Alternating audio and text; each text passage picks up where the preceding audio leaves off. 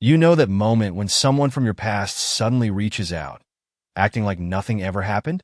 Except in my case, it wasn't an old friend. It wasn't some distant relative I barely remembered. It was the people who abandoned me as a child. And they weren't reaching out to apologize. They wanted something from me. I stared at my phone, my stomach tightening as I read the message over and over again.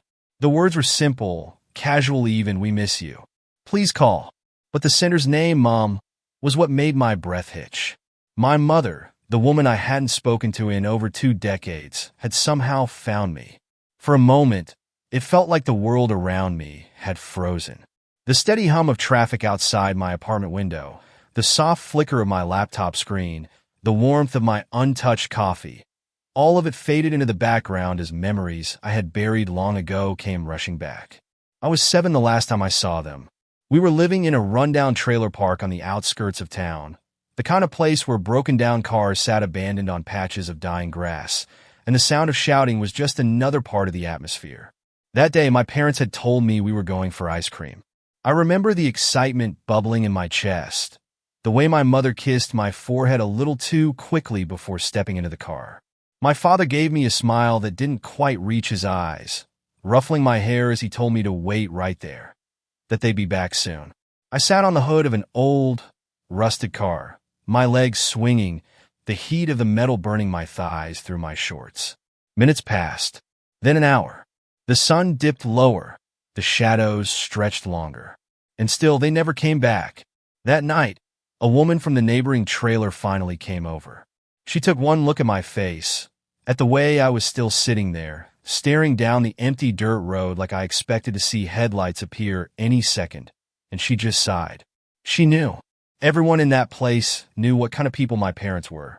I was shuffled through foster homes after that, some better than others. For a few years, my Aunt Deborah took me in. She wasn't exactly warm, but she kept me fed, put a roof over my head. It was more than my parents had ever done. When she passed away, I was 16, and once again, I was alone. But I survived. I worked my way through college, pulling late-night shifts at a diner, scraping by on tips and whatever I could save. I built a life for myself, brick by brick, with no one to catch me if I fell. And I was proud of that. So why now? Why, after all these years, did they decide to reach out? I swallowed hard, my grip tightening around my phone. For years, I had wondered if they ever thought about me, if they ever regretted what they did, if they ever wished they had chosen differently. And now, after all this time, I finally had my answer. Just when I thought I had finally moved on, they found me. I set my phone down, my fingers trembling slightly. The message was still there, glowing on the screen like some kind of bad omen. "We miss you. Please call."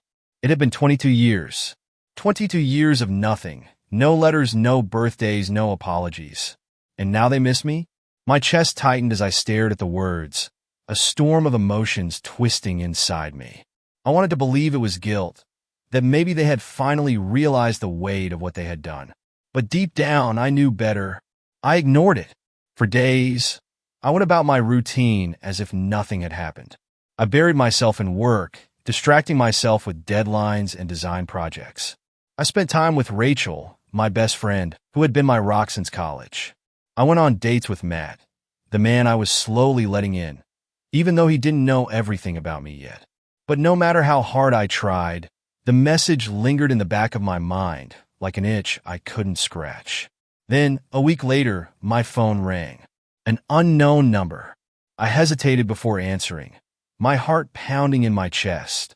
The moment I said hello, a voice I hadn't heard since I was a child cut through the silence. I froze. The voice was rougher than I remembered, aged and worn, but I knew exactly who it belonged to. "Dad?" There was a pause on the other end, like he was waiting for me to hang up. "Yeah, it's me," he finally said. His voice was laced with something I couldn't quite place, nervousness, maybe even shame. I didn't say anything. "I know this is sudden," he continued, clearing his throat. "But your mom, she's not doing well." I squeezed my eyes shut, gripping the edge of my desk, so hard my knuckles turned white. "She's sick, Anna," he said softer this time. "We need you." I felt like the air had been knocked from my lungs. "We need you. Not I'm sorry. Not I regret everything. Just we need you. I forced out a bitter laugh, shaking my head even though he couldn't see me. You need me? I repeated. After 22 years of silence. That's what you have to say to me? A long pause. I know we weren't the best parents, he admitted. I barked out another laugh. Not the best? You left me on the side of the road like a piece of trash. We didn't have a choice, he said, his voice tinged with something that almost sounded like desperation. You don't know how hard things were back then. We were struggling, Anna, and I wasn't. My voice cracked, and suddenly I was back there, 7 years old, sitting on that rusted car, waiting for them to come back. The way my stomach twisted with hunger, the way the sun disappeared and the cold set in, the way I kept telling myself that any minute now, they'd return, that they wouldn't really leave me. But they did. I was just a kid, I whispered. I didn't have anyone. I didn't have a choice either, but I still survived. Silence. I could hear him breathing, but he had no response, because there was no excuse for what they did. Please, he finally said, his voice barely above a whisper. She's all I have.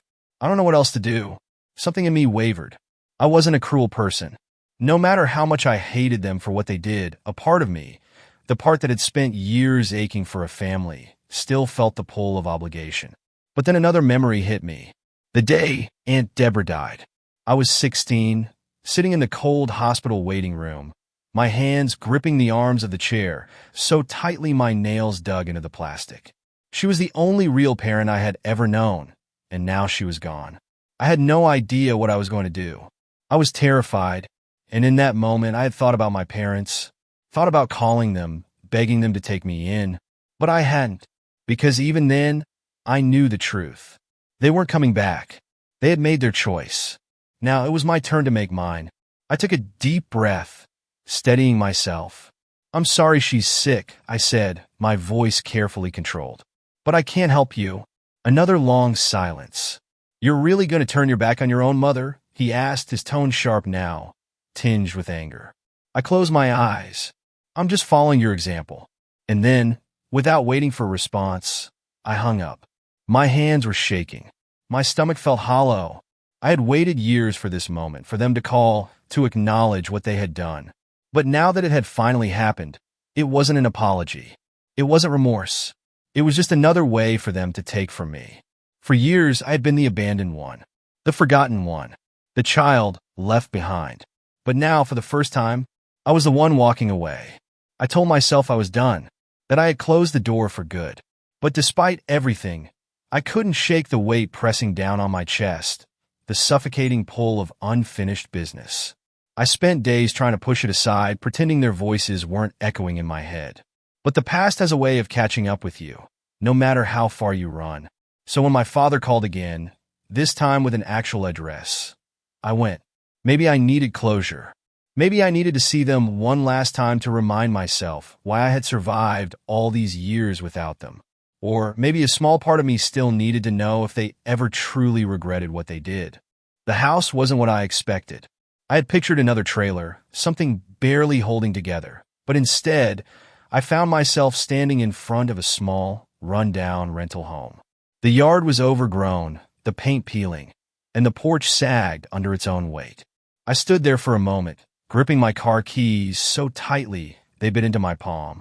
Every part of me screamed to turn around, to get back in my car, drive away, and leave this chapter of my life exactly where it belonged, in the past.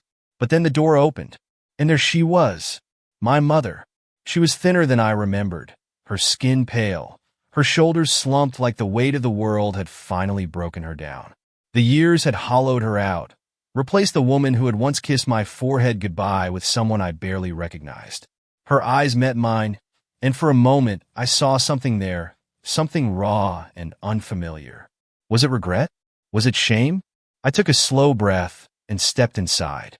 My father was in the kitchen, stirring a cup of coffee like this was just another Sunday afternoon. He barely looked up as I entered, barely acknowledged that it had been 22 years since the last time we had been in the same room together. Anna, he said, nodding once, like I was some old acquaintance, like he hadn't walked away from me without a second thought. I swallowed the lump rising in my throat and sat down across from them at the table. My mother still wouldn't meet my eyes, but my father? He looked at me the way he always had, like I was something small, something easy to dismiss. The silence stretched until it was unbearable. Finally, I spoke. Why now? My voice was calm, but inside, I was unraveling. Why reach out after all this time? My mother shifted uncomfortably, her fingers twisting together in her lap. My father sighed, rubbing a hand over his face like this whole thing was an inconvenience to him. We need help, he said simply. I let out a hollow laugh. Of course, that was why I was here. You abandoned me, I said, my voice rising. You left me on the side of the road like I was nothing. And now, after 2 decades, you think you could just call me up and ask for help? My mother finally spoke, her voice barely above a whisper. We were struggling, Anna. We had no choice. I snapped my head toward her, my hands clenching into fists. No choice? You always had a choice. You chose to leave me behind. You chose to walk away. My father scoffed. We did what we had to do. And now, we need you to do the same. Family takes care of each other. I stared at him, my stomach twisting with something bitter and ugly. Funny how family only matters when you need something. A tense silence filled the room. My mother's eyes were red-rimmed, her frail hands trembling slightly as she gripped the edge of the table. But my father? He just stared at me, his expression unreadable. And suddenly it hit me. They weren't sorry. They didn't reach out because they regretted what they did. They reached out because they were desperate. Because they saw me not as a daughter, not as the child they abandoned, but as a lifeline, a solution to their problems. I felt something inside me snap. For years, I had carried the weight of their absence, wondering if I had done something wrong, if I had been too unlovable, too much of a burden. But standing there, staring at the people who had left me to fend for myself, I finally understood the truth. It was never about me. It was never my fault. I pushed back my chair and stood, my pulse hammering in my ears. I spent my whole life waiting, I said, my voice steady, but laced with something final. Waiting for you to come back. Waiting for an explanation. Waiting for an apology that never came. My mother opened her mouth, but I didn't let her speak. I don't owe you anything, I continued. Not my time, not my money, not my forgiveness. My father scowled, his jaw tightening. So that's it? You're just going to walk away? I met his gaze without flinching. No, I said. You did that a long time ago. I turned and walked out the door, stepping back into the cold evening air. For years, I waited for them to come back. But now I realized I was never the one who was lost. They were. I walked out of that house without looking back. The cold air hit me like a slap, but I welcomed it. It was grounding. It reminded me that I was real, that I wasn't trapped in some twisted nightmare from my childhood. I had faced them, and I had walked away. My heart was pounding, my hands trembling as I reached for my car door. I expected to feel relief, some grand moment of clarity, but instead, all I felt was exhaustion. Years of unresolved emotions, of wondering, of hoping, all of it ended in that one moment. I had spent my entire life believing that one day, they would come back for me. That one day, I would hear the words "We're sorry. We made a mistake. We love you." But that day never came, and now it never would. By the time I got back to my apartment, my chest was tight with an emotion I couldn't quite name. It wasn't sadness exactly. It wasn't anger either. It was something else, something that felt an awful lot like grief. Not grief for them, grief for the child I had been, grief for the little girl who had waited and waited, who had convinced herself that if she was just good enough, if she was just worth something, they would come back. I stood in my dimly lit living room, my arms wrapped tightly around myself, the weight of everything pressing down on me. And then, without meaning to, I broke. Tears slipped down my face, silent at first, then unstoppable. A release 22 years in the making. I sank onto the couch, my breath coming in short gasps as I sobbed. For the years I had spent waiting, for the love I never received, for the fact that I had let them have any kind of power over me for so long. I didn't hear the knock at my door at first. It was only when I felt my phone buzzing on the table next to me that that I snapped back into reality.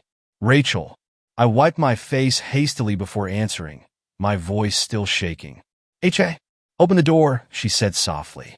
I hesitated before pushing myself up, my legs unsteady as I made my way to the door. When I opened it, Rachel stood there, her face full of concern, a bottle of wine tucked under her arm. I exhaled a shaky breath, managing a weak laugh.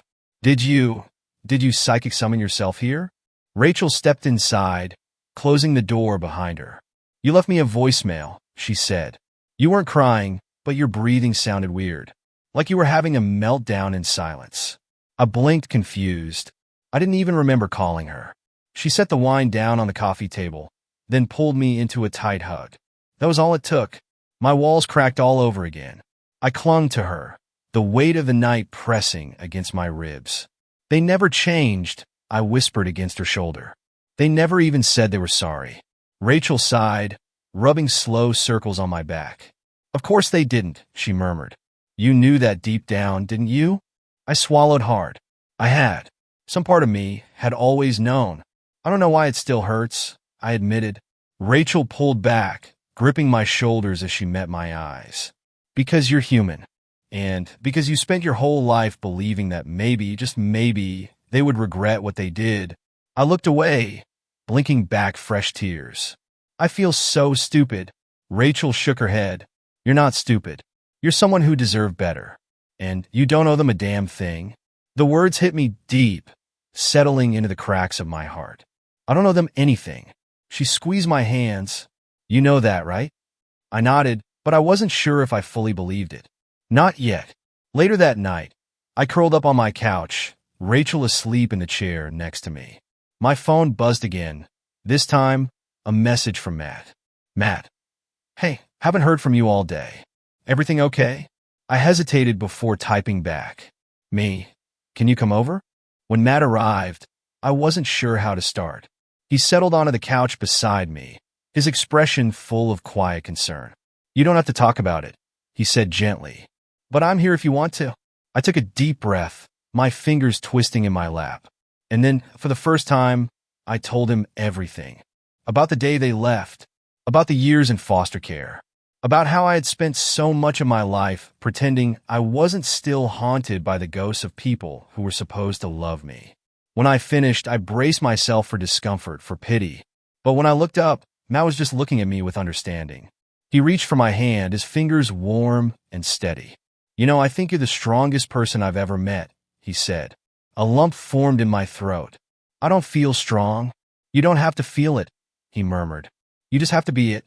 His words settled something inside me. For so long, I had been looking for closure in the wrong places.